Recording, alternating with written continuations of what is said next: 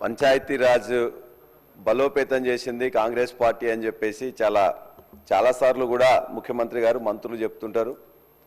ఇవాళ మేమందరం కూడా సర్పంచులకు చేయట్లేదని చెప్పేసి చివరి సంవత్సరంలో 2023 సంవత్సరంలో అనేక సర్పంచులను హైదరాబాద్ తీసుకొచ్చేసి మొత్తం కూడా చేసింది ఆనాటి కాంగ్రెస్ ప్రభుత్వం. మేమందరం కూడా నిజంగానే అనుకున్నాం, రాగానే వాళ్ళందరికీ ఏదో మద్దతుగా ఉండి చేస్తారు కదా అని చెప్పేసి.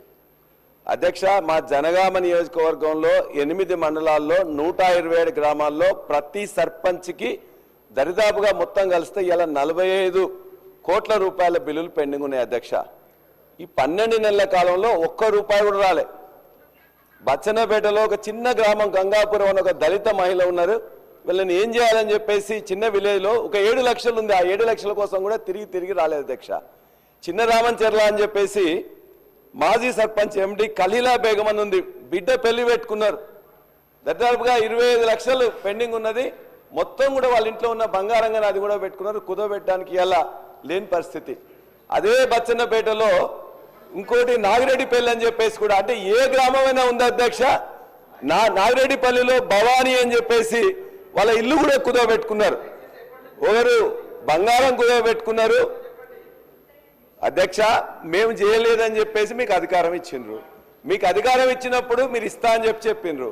కాబట్టి ఇవాళ నా నియోజకవర్గంలో ఉండే 127 సర్పంచులకు రావాల్సిన బిల్లులను దయచేసి ఒక వారం రోజుల్లో 10 రోజుల్లో ఇవ్వాల్సిందిగా మీ ద్వారా మంత్రి గారిని నేను కోరుకుంటున్నా. వాళ్ళ ఇంట్లో పెళ్లిళ్ళకు కానీ మిగతా కార్యక్రమాలు కానీ వాళ్ళు చేసే పరిస్థితి లేదు. అందరూ కూడా సగం మంది మహిళా ప్రతినిధులు ఉన్నారు, అందరూ కూడా పేదవాళ్లే, మధ్యతరగతికి తక్కువ ఉన్న వాళ్ళు అధ్యక్ష. రెండోది, వారు సార్ చెప్పారు, ఈ బిల్లుల కోసం మిగతా వాళ్ళందరూ కూడా ఇవాళ సెక్రటరియట్కి లేకపోతే మిగతా దగ్గర పిలిపిస్తే 4 గంటలకే వచ్చి అరెస్ట్ చేస్తున్నారు అధ్యక్ష. ఇప్పటికి 4 సార్లు 5 సార్లు కూడా వాళ్ళందరినీ మహిళల్ని పొద్దున 4 గంటల వాళ్ళకి కల్లాపు చల్దామని చెప్పేసి అంటే పోలీసు వాళ్ళు ఆనాడు రజాకారులకు ఆ సమయంలో కూడా ఇంత యొక్క నిర్బంధం లేదు అధ్యక్ష. మహిళా పోలీసులు లేకుండా మహిళా మాజీ సర్పంచ్లని ఇవాళ అసెంబ్లీ ఉందంటే సార్ అధ్యక్ష, అంతకంటే ముందు రోజు అరెస్ట్ చేసి లోపల పెడుతున్నారు. దయచేసి మీరు బిల్లులు ఇచ్చి వాళ్ళ యొక్క నిరసన తెలియకుండా చేయండి. ఆ నిరసన పాల్గొవట్లేదు, నాకు చేత కావట్లేదు అంటే కూడా ఆ మహిళా సర్పంచ్లను అరెస్ట్ చేయడం దయచేసి బంద్ చేయమని మంత్రి గారిని కోరుతా ఉన్నాను అధ్యక్ష.